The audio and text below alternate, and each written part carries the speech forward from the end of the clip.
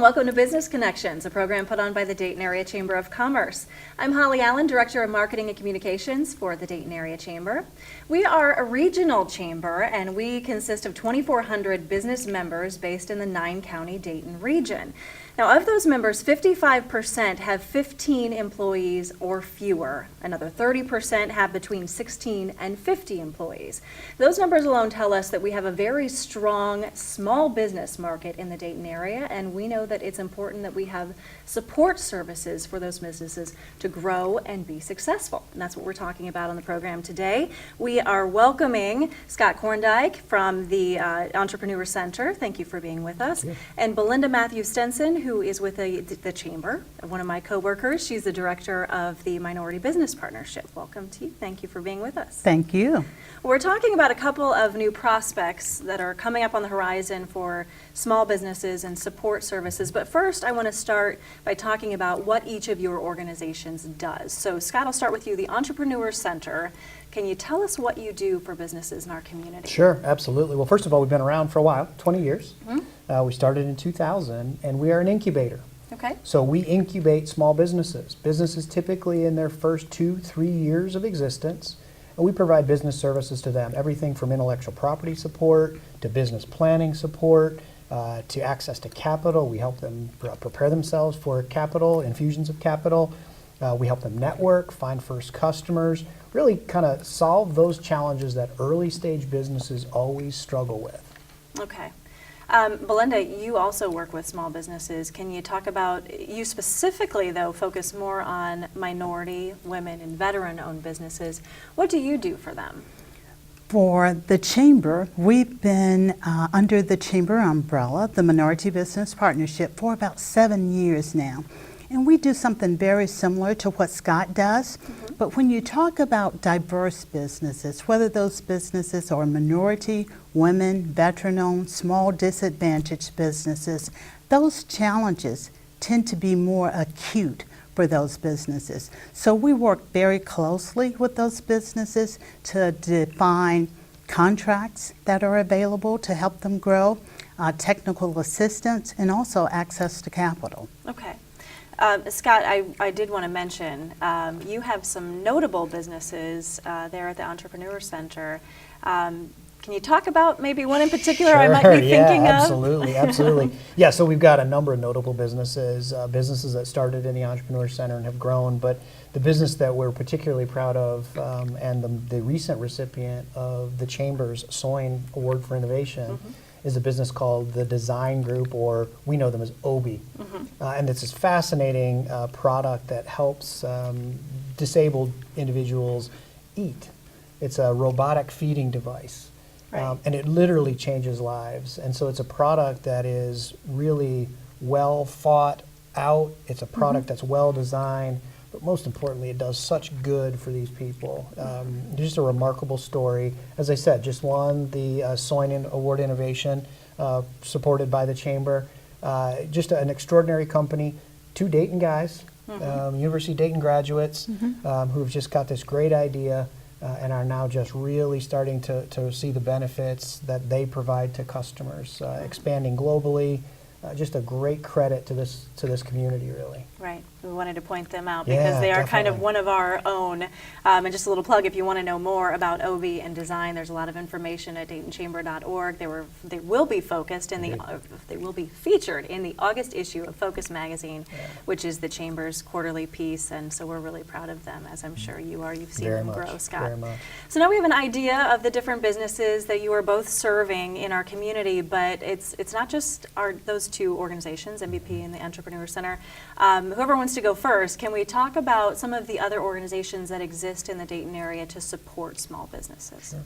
I always say the Dayton region has the most resources that I've seen in the state of Ohio to support small businesses, minority, women-owned businesses, whether it's the Dayton Development Coalition, the Minority Business Assistance Center, or SBDC organizations. We have one at the Entrepreneur Center with Scott and also one at Wright State University. So those organizations are partners. And when I say partners, those are strong partners that help support small businesses in our region. Okay. Scott, did you Yeah, want to add anything? I couldn't agree more. I think Belinda said it exactly right.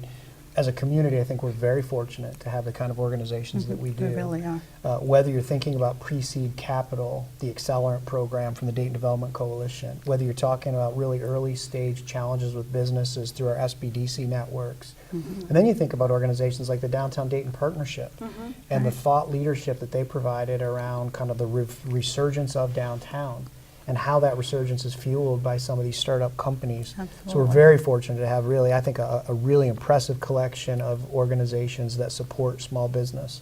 Would you say that you all work together to a certain degree? I would say more than to a certain degree. I would say we simply can't be successful without one another. Absolutely. And I would say if I would point to any difference maybe now versus 2, 3, 4, 5 years ago, it's that our organizations collectively, I think, have really kind of hit our stride and are working really well together, taking advantage of the strengths of each one of our organizations. Absolutely. Supporting one another where we can, do something in partnership with Belinda, for example. We just know how to do that, and I think we've established a real tempo Right. across all those organizations, Absolutely. working really well together. And I think when I joined the Chamber 5 years ago, I have seen a tremendous change. We are talking more often, we're at the table. It doesn't seem competitive like it used to, I agree. but everybody coming to the table to say, what resources do we have to help businesses in our region? And that's very critical. I think that's an important point, Belinda, because so often the competitiveness, I think, gets in the way of the mission, which is to support Absolutely. businesses. If you're a business owner, an entrepreneur, you don't care who's in competition with who, you just need help. Right. So that's an important point, and I'm glad to hear that that's happening in the Dayton Yeah, region. absolutely. That's very important. Well, we're here to talk about a few changes, and I know within our offices, Belinda, there have been so many rumblings about new opportunities coming to you through the Entrepreneur Center and Scott's hard work. I've heard the letters ESP about 1,000 times throughout our office. Can one of you explain what that is and what this exciting announcement is about? Yeah. So ESP stands for Entrepreneurial Services Program. Okay. So the first thing we got to establish is, where did this come from, right? So we're fortunate enough to have a grant from the state of Ohio, the Development Services Agency, or the Development Services Administration, and the Third Frontier Commission. So the Third Frontier Commission is this commission which deploys state money for programs specifically, in our case, for entrepreneurial development. Okay. So ESP, Entrepreneurial Services Program, are resources intended to provide services to startups. Okay. So for us as a community, that's a $6.1 million grant. Wow. We just recently won that award late March. That award lasts until the end of 2018. Okay. So Belinda and I and our partners have a fair amount of resource that we need to deploy, do that in a pretty aggressive way to provide services to our startups. Okay. Belinda, what does this mean for you and the work you're doing at MBP? I think we're very fortunate to be a partner on the ESP grant because the state has identified metrics that include minority-owned businesses, women-owned businesses, and rural businesses. So when Scott came to us last year and said, we're going for this grant and we'd love for the Minority Business Partnership to be our collaborator, our partner in this effort, we were excited because that's what we do every day. And now working with Scott on ESP, we are going to have an even more focused effort on helping those businesses. I know you mentioned that you got word in late March I did. that this was happening, so it's early stages, I assume. We're still talking about what this will look like. Yeah, I think Belinda and I and the team, we did a nice job in kind of defining what the program would look like and how it would function. But you're right, Holly, we are right in the middle of implementing. In fact, we're in the early stages of implementing, truthfully. We are building our staff. Okay. We are releasing our programs. We just sat down with Belinda not too long ago, last 3 weeks or something like that, and started putting kind of pen to paper around how these programs come together. So it's early, no question, but we're running. There's no doubt. There's no need for people to wait. There's no need for people to let us kind of get our feet underneath us. We're ready to support companies and organizations. We're ready to support entrepreneurs. Yes, we are learning and we're building as we go, as you always do in a circumstance like this. But we're open for business, as we've said. We're And very that's much. the exciting part of it. We both have been doing some very similar work, but the benefits that this will provide to businesses, legal assistance, accounting assistance, technical assistance, support services, that's going to be a game changer for a lot of our businesses in this region. I think that kind of alludes to what my next question is. What is the vision? So I guess the important question is, if you're a business owner, if you're an entrepreneur, you're just getting started, what does this mean to you? Yeah, great question. Great question. So you think about starting a business. You think about kind of ideating that business, the phase of I'm thinking about an idea, I'm thinking about a concept. There are a number of challenges. How do I formulate that concept? How do I begin to build a business plan? How do I think about where am I going to be? How do I find my employees? Those real early stage questions and challenges ESP is intended to address. Okay. So a person who's ideating, thinking about a business, we want to talk to. Because we and other partners, our SBDC network, for example, critical partners in that. Now once you've kind of ideated, you've got a good concept, you're starting to think about where do I grow, where do I develop, how do I find my first employee, how do I find my first customer? Well, we've got tools, techniques, resources to help there. Whether those are lawyers, as Belinda said, to protect your intellectual property, whether they're accounting firms to make sure you've got a really strong financial footing underneath you. Absolutely. And then you start thinking about, okay, now you've got an idea, you've got a business formed, you've found maybe a couple of customers, but now you're starting to grow. You're starting to enter the market in a bigger way. We've got resources to support that as well. Absolutely. And again, those resources are services. So we're providing services to these companies to make sure that they get on the right path, that they have the resources that are necessary to find that accountant, to find that lawyer, to prototype their product, to find that first customer, to find that first employee or that first leader in their company. These challenging resources that small businesses struggle to come up with, we want to provide to them. But you said strategy, you said that key word, kind of the vision. The vision for this is really this interrelated set of services that help a company move from ideation phase to market entry. And that can take some time, 2, 3, 4 years, we know that. Absolutely. But we want to continue that support throughout that evolution of the company. Okay. Where will this be housed? So, you know, if someone's watching and they're an entrepreneur, they're trying to get started, and they want to take advantage of this, where do they go? How do they get started? Yeah. So certainly the Entrepreneur Center, I would say call us, go to our website. You'll see some forms on our website that people can reach out to us and give us a little bit of information, and we will then connect with them. But I would also say, we said earlier, this is an interconnected set of partners, right? And so I don't care at all. In fact, I love the idea. They can contact Belinda. They can contact our partners in Accelerant, the Downtown Dayton Partnership, our SBDC partners. We've spent a fair amount of time with all of our partners talking about the program.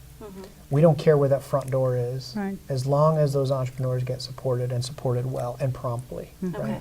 And additionally, we will be going out. We will have outreach events. We'll be out in the community talking about this program so that we can connect with these businesses as well. Okay. So it's a two-way street. We're going to be out looking for them, and if they're looking for us, they have a number of front doors to access us. Okay. And that is an area I think that you will see us mature and grow into. You know, what is really in an early stage is kind of our virtual presence, our online presence for this collective. That's something that, you know, we needed to have the grant in place, and we needed to make sure that the partners were aligned before we go and build this. Yeah. So that's very much what we're constructing now, and so as time goes on, you'll see a much more robust collection of online assets. Okay. But that is not to say that we're not ready to go. That's not to say that you can't go to the Chamber site, our site, and get connected with us. The point is, we don't care who the front door is. We just want to make sure that entrepreneurs get the support they deserve. Right. I think that speaks a lot to the point earlier where, you know, you're all working together, and so however they enter the puzzle, you're able to pass them to where they need to go. Which is, I think, one of the questions I want to ask you, because, you know, as a chamber, we work with a lot of businesses, like I said, most of them small, and one of the issues we hear, and I don't think it's unique to the Dayton area, but one of the complaints you get from people who are looking for services is they feel that they're passed from one office to another, they don't know where to go, it's all very confusing. Is this going to help with that? Yeah. Well, first of all, let's validate that. I think Belinda and I both agree, Yes. and in fact, in some of our early conversations last year, we both were compelled to try to solve that problem. Absolutely. Entrepreneurs frequently would say, look, I was kind of came to the ecosystem a couple of years ago. I tried to get engaged and I got handed from organization to organization. So a key focus and a key kind of motivator for us is to eliminate that. Now, how do you do that? First of all, you communicate with one another. So Belinda is in the same room with us. We're in the same room with Belinda going through our list of companies that we're trying to support. So if Belinda is the right partner for that company, I know that, my partners know that, and they're getting the very best support. And then Belinda can provide those leads to us, curate that a little bit, so that these people, these companies feel like they've got somebody standing next to them. Yeah, They're not they being have a handed champion. off. They have a champion. And through this process, I plan to continue to nurture those businesses. It's not just go and talk to Scott and I never see you again, but we'll continue to champion those companies and walk with them along that process. Which is very important. I'm sure it's Absolutely. not hard to feel alone when No. you're starting a business, I'm No, sure. and in some ways it's more difficult when there are a bunch of resources, because it's not a question of where do I go for help, it's where am I going to best find the support I need at this particular Absolutely. time. Right. And one of the reasons people feel handed off is because we all have we do what we do, and we all know we can help each other, and I think highly of the work Belinda does, so I'll send somebody to them. Well, you feel handed off. You feel very much tossed back and forth. Again, I would say it's where this online support that we'll provide, we need a little bit of time to develop that. I'm not talking years, I'm talking weeks, right? Months. We need to develop that online presence because we want to knock that challenge down immediately. We don't care where you enter, we don't care how you get there, but once you get in this ecosystem, we want to make sure you know what the partners are, how you interface with those partners, and then let us do the heavy lifting. Let us figure out who you ought to talk to, when you ought to talk, what the right kind of conversations are. That's what Belinda and I and our partners can do for these companies. I want to throw one kind of curveball at you. I know I gave you some questions beforehand, but this shouldn't be hard. Big picture, why is this important to the Dayton region?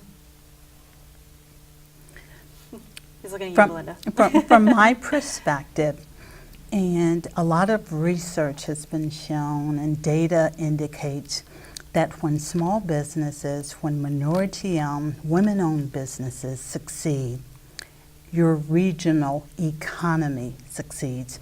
Our CEO and President, Phil Parker, says this all the time, a rising tide lifts all boats.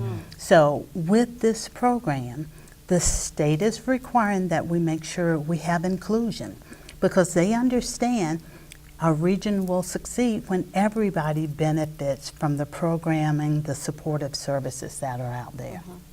Well done. I didn't tell you that was coming. Scott, did you want to add to that? You know, the only thing always following Belinda is always hard. I know. Pretty articulate, amazingly articulate. No, I think that you have to understand the heritage of the community, right? We're a community that is really good at research and development. We're a technology community in a lot of ways. You think about the Wright brothers, certainly, but all these other host of technologies that have come from this community.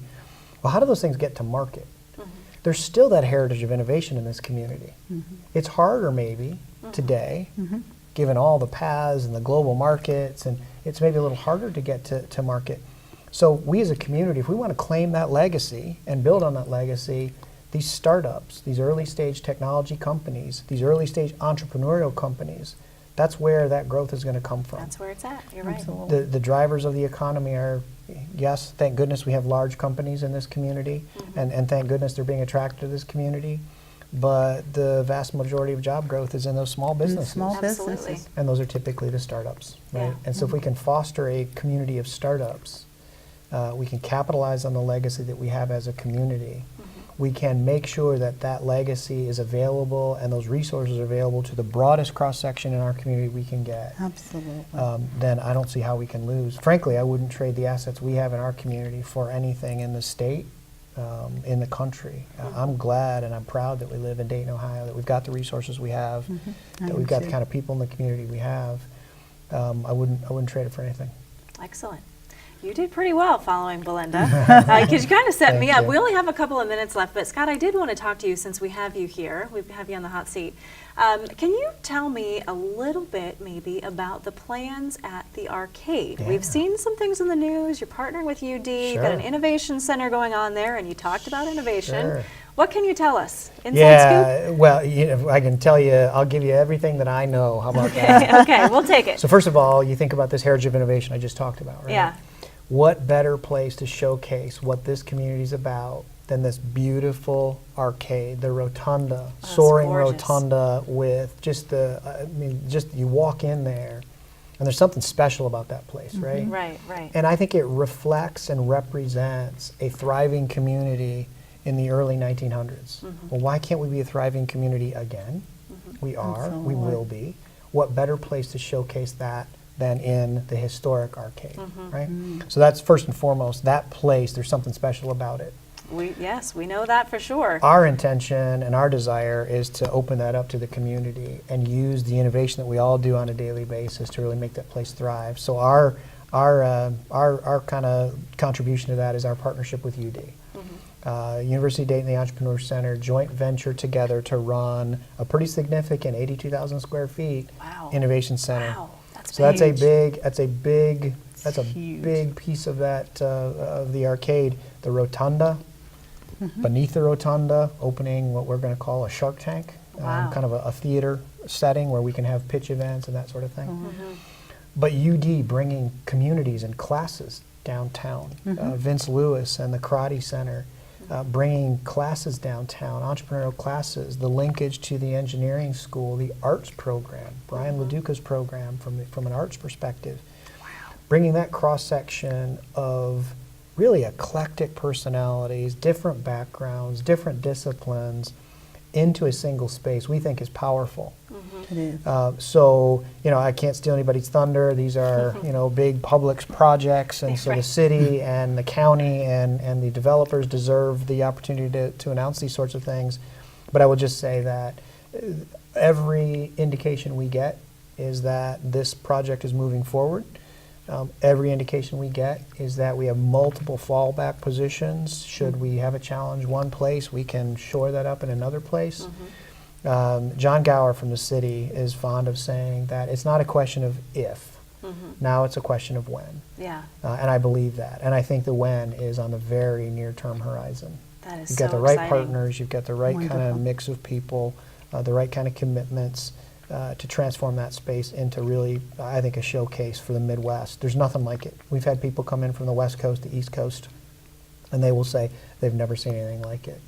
We can make that our pride and joy again. I think it's exciting. It's so exciting. This has been, for anyone who's been in the Dayton area for any period of time, the arcade has just been a consistent conversation, I think, in the background. Where people just, it's so emotional for people who are from here. From this area. Yeah, they've been waiting for so long to see, and to see all these pieces fall together all at the same time is incredibly exciting. Emotional is exactly the right word. When you start talking about the project and you talk to family and friends, and they will tell you, I got engaged there, our first date was there, and you hear these stories over and over and over again, there's really something special. Thank you for sharing that with us. We really pleasure. appreciate it. And thank you, Scott. Thank you, Belinda, for being my Thank guest you. today.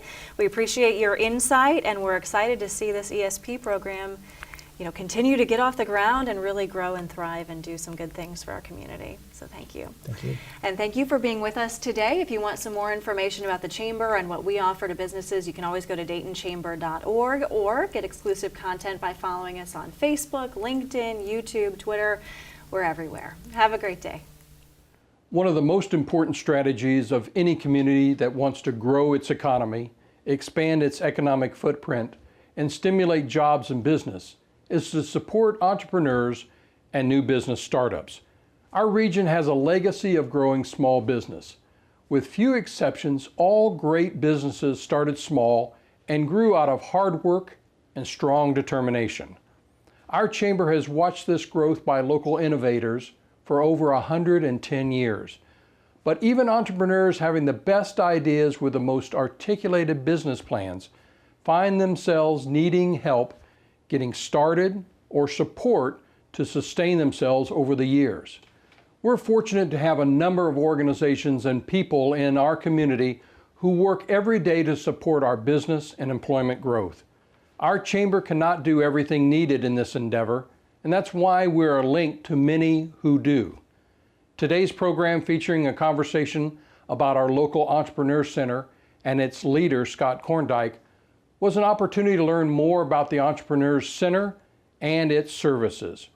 We know this information is valuable to you and others who are encouraged about starting a business.